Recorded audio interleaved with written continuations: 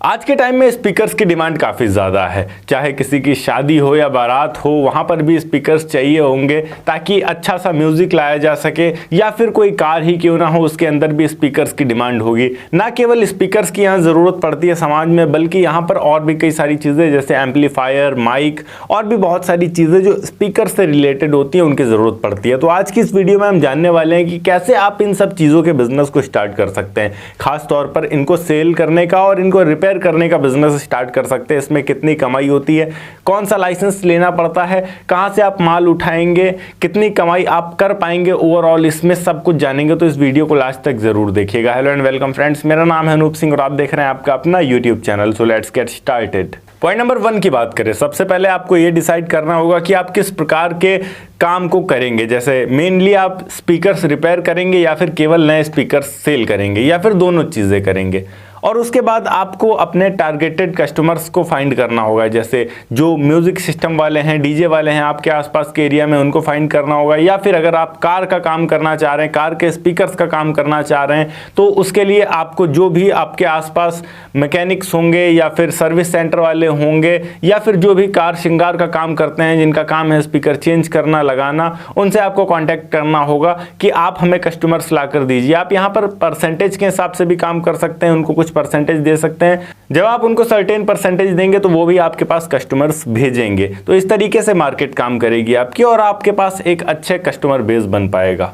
Location की बात करें तो यहाँ पर जो भी इलेक्ट्रॉनिक मार्केट है उसमें अगर आप शुरू करते हैं तो काफ़ी ज़्यादा बेहतर रहता है। अगर आप कार बाज़ार के आसपास शुरू करते हैं तो ये भी काफ़ी ज़्यादा बेहतर रहेगा, या फिर ऐसे एरिया में जहाँ पर स्पीकर्स की मार्केट है, अगर वैसे एरिया में आप शुरू करते हैं तो ये भी काफ़ी ज़्यादा बेहतर रहेगा। एक प्रॉपर शॉप आपको लेना होगा। शॉप का एरिया 100 से 150 स्क्वायर फीट तक रह सकता है। इसके अंदर आप प्रॉपर इस बिजनेस को शुरू कर सकते हैं। इन्वेस्टमेंट की बात करें तो इन्वेस्टमेंट यहाँ पर कई सारे फैक्टर्स पर डिपेंड करता है। जैसे अगर आप केवल और केवल रिपेयरिंग का सामान रख रहे हैं तो यहाँ पर 10 से 15 हज़ार रुपए के टूल्स, औजार सारे आपके होंगे रिपेयर करने के लिए। इसके अलावा यहाँ पर अगर आप कुछ मटेरियल भी रख रहे हैं रिपेयर करने के लिए, जिसमें आपका मैग्नेट होगा, स्पीकर कॉइल होगा और भी बहुत सारी बेसिक चीज़ें होती हैं जो स्पीकर्स में लगती हैं, वो सारी चीज़ें अगर आप रखते हैं तो तकरीबन 40 से 50 हज़ार रुपये ये होगा। और अगर आप नए स्पीकर्स भी सेल करना चाह रहे हैं तो आपको कुछ स्टॉक भी रखना होगा, तो 1 से 2 लाख रुपए का स्टॉक हो सकता है। केवल रिपेयरिंग के बिजनेस को शुरू कर रहे हैं तो आप मैक्सिमम 30 से 40 हज़ार रुपये तक आसानी से शुरू कर सकते हैं।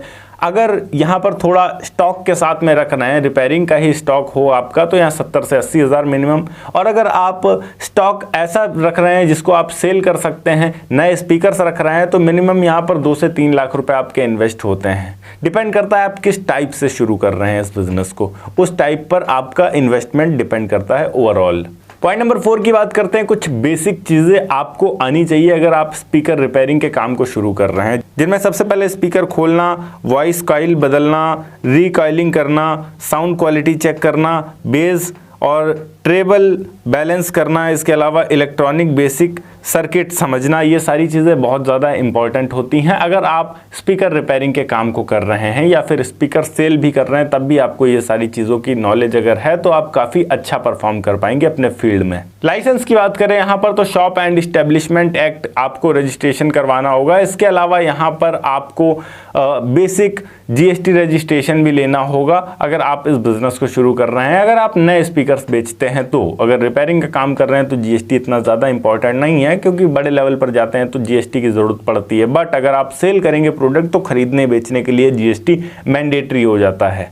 अब बात करते हैं इसमें ओवरऑल प्रॉफिट कितना रहता है। तो यहाँ पर रिपेयरिंग में तकरीबन 50 से 70% तक का प्रॉफिट रहता है और नए स्पीकर्स में आपका तकरीबन 10 से 15% का प्रॉफिट रहता है। ओवरऑल अगर आप महीने में 25 से 30 स्पीकर्स भी रिपेयर कर देते हैं और तकरीबन 25 से 30 स्पीकर्स ही सेल भी कर लेते हैं तो आप आसानी से 40 से 60 हज़ार रुपये तक की बचत कर पाएंगे। ये डिपेंड करता है आप किस लोकेशन पर हैं, आपके पास काम कितना है। क्योंकि अगर आप स्पीकर्स का या कोई भी बिजनेस कर रहे हैं तो ऐसा नहीं है कि आपको फिक्स उतना काम मिलेगा ही या फिर उतने कस्टमर आपके पास आएंगे ही या फिर उतने पैसे आपको मिलेंगे। डिपेंड करता है कितना काम है, काम के हिसाब से ही होता है। तो मैं ये नहीं कह रहा हूँ कि आप एग्जैक्ट 60,000 ही कमाएंगे। अगर अच्छा काम आ गया आपके पास किसी महीने में तो आप 1 लाख भी क्रॉस कर सकते हैं। काम नहीं रहा तो मुश्किल से आप 15 से 20 हजार भी क्रॉस नहीं कर पाएंगे। ओके गाइस, ये थी एक छोटी सी वीडियो कि किस तरीके से आप स्पीकर्स के बिजनेस को शुरू कर सकते हैं। अगर वीडियो अच्छी लगी हो तो वीडियो को लाइक करके चैनल को सब्सक्राइब जरूर कर दीजिएगा। मैं मिलता हूँ आपको नेक्स्ट वीडियो में एक नए टॉपिक के साथ। तब तक के लिए जय हिंद,